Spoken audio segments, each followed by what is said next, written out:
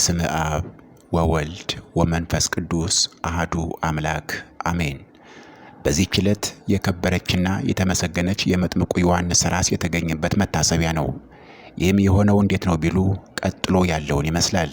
ንጉሥ ሄሮድስ የመጥምቁ ዮሐንስን ራስ ካስቆረጠ በኋላ ያቺ እርኩስ የሆነችው ሄሮድያዳ ራሱ ወይም ጭንቅላቱ ተመልሳ እንዳትገሰጸኝ በማለት በቤተ መንግስቱ አቅራቢያ ባለ እጅግ ጥልቅ በሆነ ስፍራ በምድር ውስጥ አስቀብራት ነበር፣ የቅዱስ ዮሐንስን ራስ ወይም ጭንቅላት።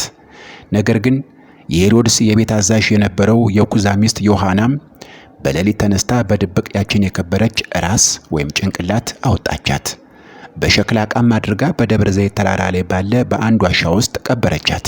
ከብዙ ዘመናት በኋላም ሁለት መነኮሳት የጌታን መቃብር ለመሳለም ወደ ኢየሩሳሌም መጡ።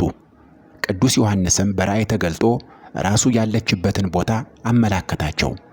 እነርሱም በቦታው ሄደው ምድሩን በቆፈሩ ጊዜ ከመቃብሩ ውስጥ እጅግ የሚጥም መዓዛ ወጣ። ራሱንም አገኟት። ከዚህ በኋላ መነኮሳቱ ያችን የከበረች ራስ በግመል ፀጉር በተሰራ ከረጢት አድርገው ወደ ሀገራቸው ሲመለሱ በመንገድ ላይ የኤሜሳ ከተማ ሰው የሆነ አንድ ሸክላ ሰሪ አገኙ። መነኮሳቱም ከረጢቱን እንዲሸከምላቸው ለሸክላ ሰሪው ሰጡት።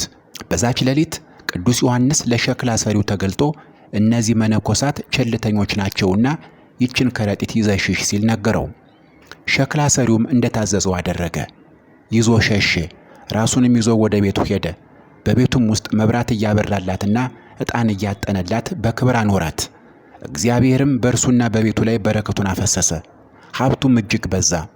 እርሱም ሊሞት ሲል ለታማኝ እህቱ በዝግጅት አስረከባት። እንዲህ እያለች ራሷ ከሰው ወደ ሰው ስትተላለፍ ቆይታ የቅዱስ ዮሐንስ ራስ ወይም ጭንቅላት ከሰው ወደ ሰው ስትተላለፍ ቆይታ